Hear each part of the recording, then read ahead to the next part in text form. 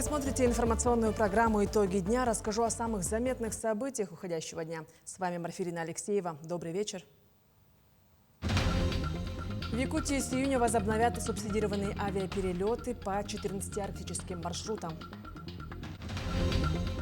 В Якутске полицейские пресекли деятельность подпольного магазина доставки алкоголя, изъято около 2000 бутылок продукции. В Якутии объявлена неделя борьбы с гипертонией. Как взять давление под контроль? В Якутии стартовала приемная кампания по записи в детские сады, лагеря. Как пройти регистрацию? В столице республики прошел Кубок защитников Отечества. Ветераны СВО соревновались в ряде дисциплин. Вскрытие реки Лены на участке Покровск-Якутск-Графский берег ожидается 16 и 19 мая. Традиционно за торопастными участками считаются Табагинский и Кангаласские мысы. Сейчас ледоход на Лене находится в районе Ленских столбов. В ходе ледохода якутянам следует соблюдать меры безопасности. Нужно следить за оперативной информацией в СМИ и слушать систему оповещения, а также соблюдать рекомендации спасателей и сотрудников оперативных служб. В период ледохода перевозки через Лену будут выполнять аэроботы. Перевозчики готовы задействовать 7 единиц техники. Перевозки между Якутском и Нижним Бестяхом будут выполняться аэроботами типа «Тайфун». В Якутии на реке Лене продолжается активная фаза ледохода. В настоящее время ледовые массы проходят по территории Хангаласского района. По информации перевозчиков, в период активного ледохода они вынуждены повысить стоимость билетов. Рост цены связан с кратным увеличением расхода топлива. В Якутии с июня возобновят субсидирование авиаперелетов по 14 арктическим маршрутам. Финансирование программы предусмотрено. Сейчас согласовывается порядки предоставления субсидий. В Министерстве транспорта и дорожного хозяйства Якутии уточнили, что сейчас порядки предоставления субсидий разработаны и проходят согласования в профильных ведомствах. О сроках, механизмах и условиях продажи авиабилетов сообщат дополнительно. Ведомство призывает граждан доверять только проверенной информации и следить за официальными новостями на своих информационных площадках.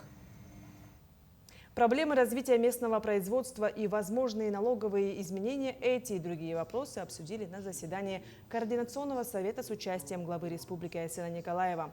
Встреча была приурочена ко Дню предпринимательства, который отмечается 26 мая. В ходе обсуждения было отмечено, что сегодня в Якутии работает уже 47 тысяч предпринимателей, а численность занятых в малом и среднем бизнесе стабильно растет. Особое внимание уделили мерам поддержки. В регионе уже предусмотрены пониженные налоговые ставки по упрощенной системе налогообложения. Также участники Совета рассмотрели перспективы развития креативной экономики и новые проекты местных производителей. Вообще такой институт в России действует с 2003 года, и, конечно же, он у нас есть в Якутии. А главное отличие республиканского варианта от других регионов.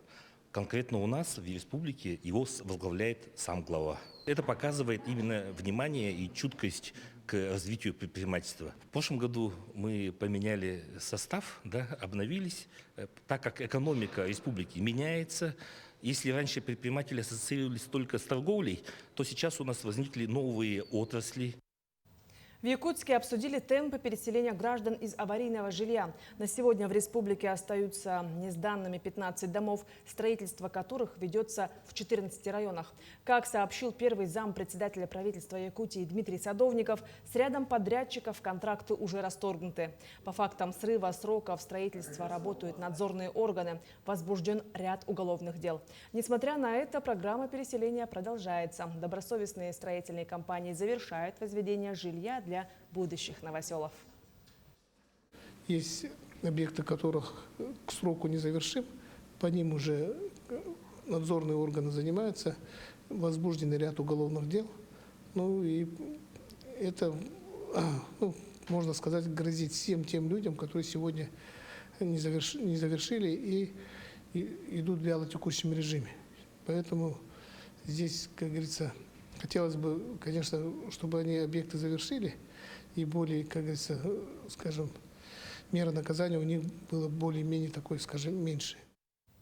В Якутске полицейские пресекли деятельность подпольного магазина доставки алкоголя. 12 участников организационной группы подозреваются в незаконном обороте спиртосодержащей продукции. По данным оперативников, двое организаторов подпольного магазина, 37-летние супруги без соответствующей лицензии, организовали бесперерывную продажу алкогольных напитков на территории Якутска. В нелегальный бизнес злоумышленники вовлекли в качестве диспетчеров своих знакомых. Полицейские выяснили, что фигуранты закупали горячительные напитки в алкодискаунтерах, расположенных на улицах Якова Потапова и Набережная, по минимальной цене и продавали по стоимости в 2 раза выше от розничной цены. При осмотре автомобилей и 2 торговых точек полицейские вместе со следователями обнаружили и изъяли около 2000 бутылок алкогольной продукции 40 наименований. Кроме того, изъято мобильные телефоны, видеорегистраторы, банковские карты и другие предметы, имеющие доказательственное значение. Помещены на штрафстоянку 6 легковых транспортных средств, принадлежащих перевозчикам алкоголя. Следователям следственной части по расследованию организованной преступной деятельности СУ МВД по Республике Саха-Якутия возбуждено уголовное дело по признакам преступления, предусмотренного частью 2 статьи 171 прим. 3 Уголовного кодекса России. К другим темам. Согласно статистике, повышенным либо высоким давлением страдает порядка 45% взрослого населения. В Якутии объявлена неделя борьбы с гипертонией. Как взять давление под контроль, чтобы предупредить возникновение опасных состояний, узнали наши алданские коллеги. О повышенном и высоком артериальном давлении многие из нас знают не понаслышке. Согласно статистике, ним страдает почти половина взрослого населения России. Специалисты иногда называют артериальную гипертензию тихим убийцей. Она значительно повышает риск развития различных патологий, в том числе заболеваний сердечно-сосудистой системы, головного мозга и почек. Что такое вообще гипертоническая болезнь? Да, это стойкое повышение артериального давления выше 140 на 90 мм ртутного столба. Органы мишени у гипертонической болезни, это вообще жизненно важные органы, да, такие как головной мозг, сердце, почки, глаза и сосуды. Повышенное и высокое давление обычно сопровождается головной болью, звоном в ушах, потливостью и ухудшением зрения. В более тяжелых случаях возможны носовые кровотечения, боли за грудиной, мышечный тремор и тошнота. В первую очередь артериальная гипертензия связана с риском гипертонического криза, для которого характерно ухудшение симптоматики. Повышенное давление – это не круто, его надо контролировать, потому что может привести к последствиям. Лечиться надо. Снимать давление, вот и все. Гипертония является одной из главных предпосылок инсульта. Врачи Алданской ЦРБ отмечают, что все их пациенты, перенесшие острое нарушение мозгового кровообращения, страдали повышенным или высоким давлением. Кроме того, у людей с артериальной гипертензией в 4 раза возрастает вероятность ишемической болезни сердца. У большого количества пациентов поражаются сосуды ног. Вообще факторами риска развития гипертонической болезни являются наследственность, возраст, если мы говорим о мужчинах, это возраст старше 55 лет, если о женщинах, то старше 65 лет. Курение, злоупотребление алкоголем, ожирение, либо избыточная масса тела, стресс, сахарный диабет ведет к развитию вторичной артериальной гипертензии. Коварство артериальной гипертензии состоит в том, что она развивается постепенно и, соответственно, незаметно. К повышающемуся давлению организм успевает адаптироваться, и человек может попросту не ощущать сопутствующих симптомов. Врачи напоминают, с 18 лет контроль артериального давления следует осуществлять 2 раза в день, утром и вечером. Мерами профилактики, прежде всего, является, конечно, модификация образа жизни, да, то есть это сбалансированное питание, сниженное потребление поваренной соли, да, это ниже 5 грамм в сутки, активный образ жизни, двигательная активность, профилактика гиподинамии и, получается, отказ от алкоголя и курения. Особенно внимательно к артериальному давлению следует относиться людям, имеющим какие-либо хронические заболевания. Важно помнить, гипертония может быть как причиной, так и следствием множества патологий. И в тех, и в других случаях повышенное давление способно усугубить течение сопутствующего либо основного заболевания. Татьяна Вахнина, Сергей Шипачев, Александр Лукин, Алдан. В Якутии начинаются весенние полевые работы. В текущем году планируется посевная площадь сельскохозяйственных культур в размере более 52,5 тысяч гектаров. Хозяйствами ведется активная подготовка.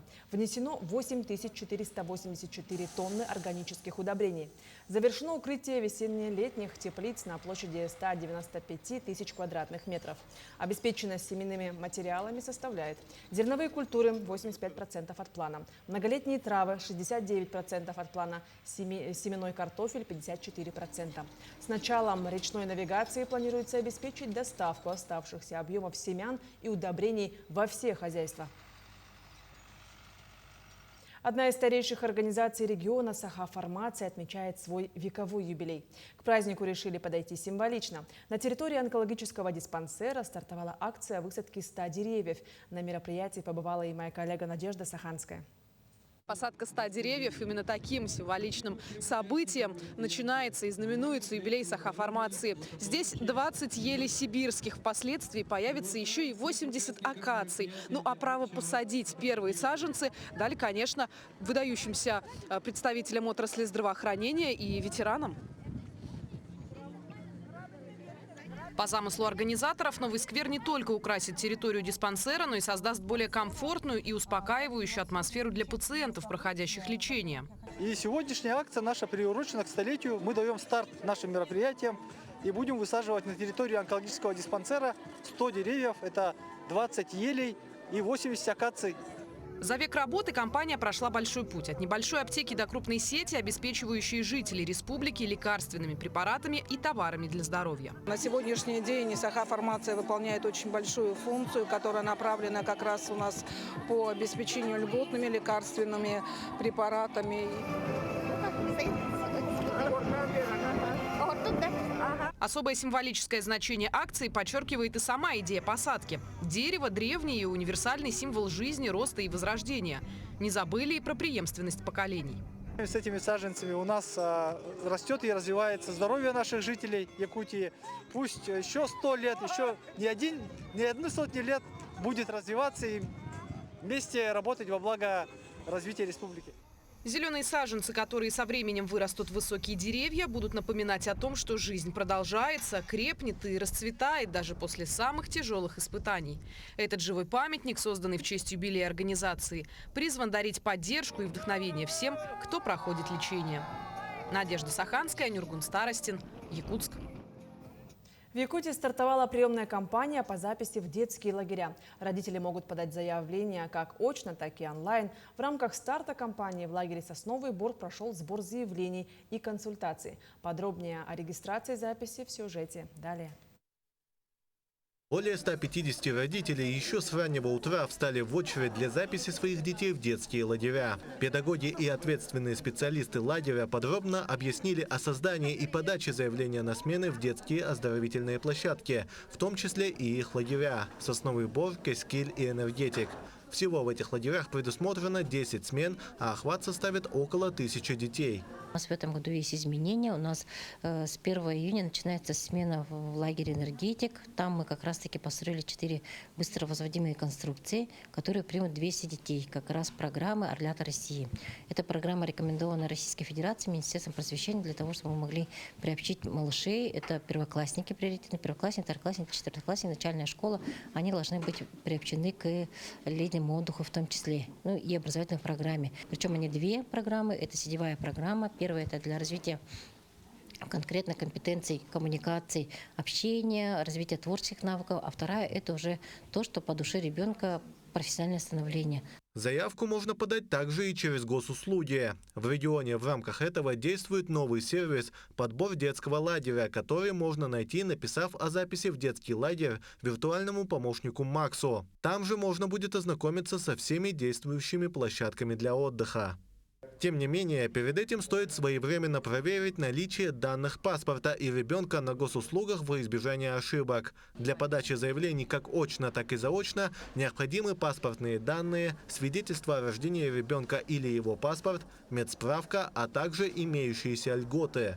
У меня 4 детей, поэтому опыт большой. Старшие дети постоянно, двое постоянно здесь каждое лето отдыхали в Сосновом Бору. И они это им пригодилось в будущей жизни, в студенчестве вообще полезно. Они здесь научились писать большие, крупные проекты, и даже на федеральном уровне они их сейчас защищают. А младшие дети подросли, и в первый раз в Сосновый Бор подаемся. Всего в Якутии к летнему сезону будут работать больше 400 детских и оздоровительных лагерей, которые суммарно примут порядка 120 тысяч детей. Подать заявки на смену можно будет до конца июля. Тимур Колмогоров, Илья Сыромятников, Якутск. В Центре дополнительного образования Мирнинского района состоялось уникальное мероприятие «Техномодуль». Проект, ориентированный на школьников среднего и старшего возраста, призван познакомить юных жителей района с миром профессий технической направленности. Особое внимание уделяется проектной и коммуникативной работе. Учащиеся получают возможность работать в командах, развивать навыки решения проблем и презентовать свои идеи. Мы здесь делаем проекты, которые мы представляем в других городах. И еще в этом городе мы хорошо представили их и получили места. В течение учебного года мы посещали различные экскурсии и посещали, допустим, тренинги, которые проводил Техномодуль. Мы участвовали с моей командой в моей профессии IT. И благодаря Техномодулю Алроса нас финансировали, и мы смогли выехать, получается, на этот конкурс и там победить и выиграть первое место. Творческие номера, мастер-классы и новые знакомства. В Якутске прошел первый педагогический слет для учеников профильных классов. Им предстояло не просто показать себя, но и доказать, что их школа – одна из лучших в данном направлении. Подробности далее. Ученики 14 психолого-педагогических классов из 9 школ города собрались в Центре культуры и современного искусства имени Юрия Гагарина для того, чтобы подвести итоги обучения. Они поделились своими достижениями и познакомились друг с другом. Ребята на протяжении всего года участвовали и в обучении, и в социально значимых мероприятиях, проектах, проводили и веселые старты для ребят нашего города, участвовали в всевозможных акциях, были яркими, неподражаемыми, которые вдохновляли и вели за собой своих сверстников. Ученикам предстояло показать себя, как говорится, во всей красе. Для этого они подготовили оригинальные визитки, а также рассказали о своих педагогических классах. Дети, которые занимаются в психолого-педагогических классах, они занимаются и научной деятельностью, участвуют на конференциях, олимпиадах, профессиональных конкурсах. Это уже первый шаг к профессии педагога. Для учеников столичных школ первый педагогический слет – мероприятие волнительное. Несмотря на поддержку педагогов, мероприятия слета стали неким экзаменом, где надо показать не только самого себя, но и класс и школу. Из моего класса присутствуют все учащиеся, и это очень невероятно восхитительно, что мы участвовали во стольких мероприятиях и добились очень многого. Сегодня выпускники психолого-педагогических классов успешно поступают в высшие учебные заведения по данному профилю и связывают свою жизнь с педагогикой. Мы, когда создавали эти классы, думали о том, чтобы наши ребята, наши обучающиеся вернулись к нам в школу. И нам, мне кажется, это удалось, потому что смотрю на эти классы и восхищаюсь их большому коллективизму, дружбе, которая у них развита. Уже в следующем году в школах Якутска должны открыться 10 психолого-педагогических классов. К 2028 году обучение по этому направлению охватит все средние учреждения столицы республики. Мы видим, позапрошлом году у нас 24 выпускника поступили на педспециальности из педклассов.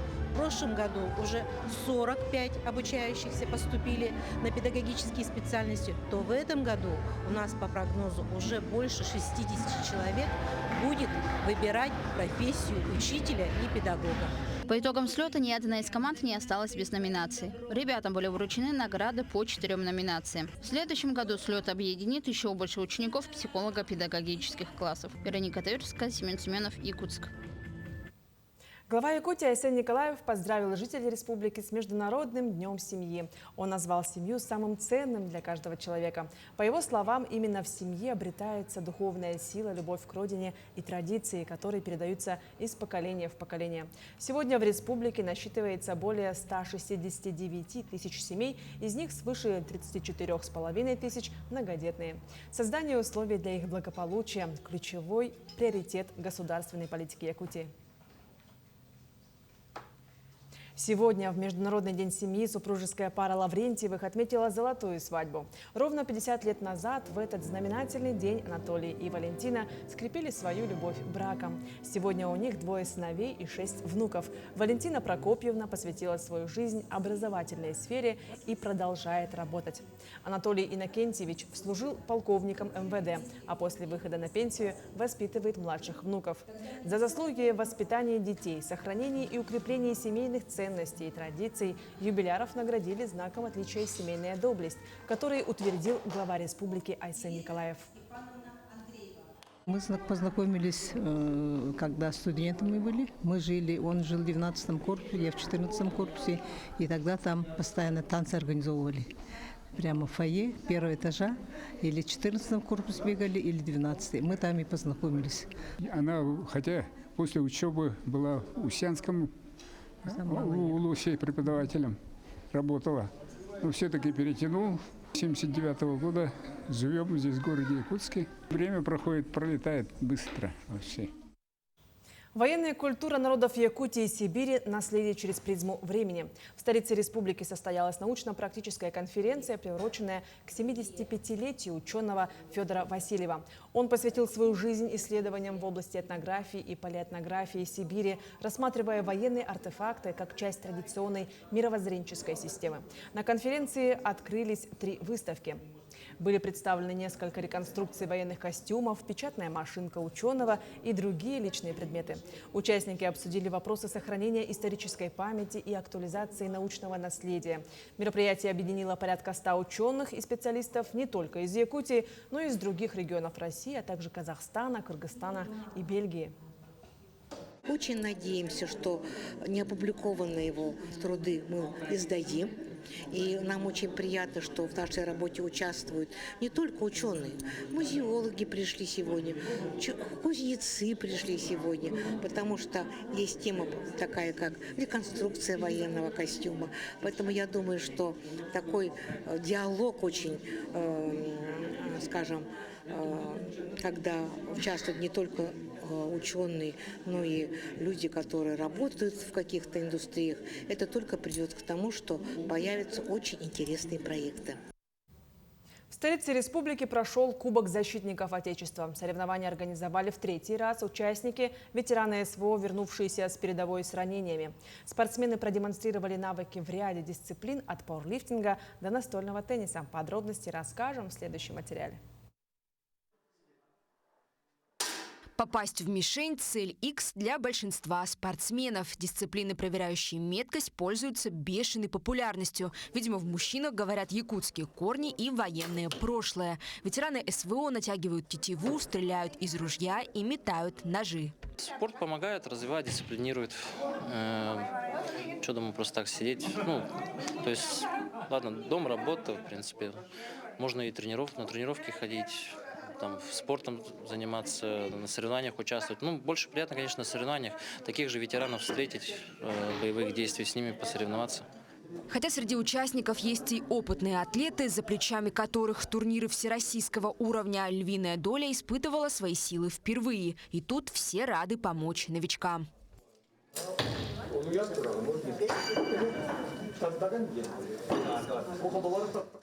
Стрельбу из лука. Сейчас был пробный пока. Еще я даже не отстрелялся.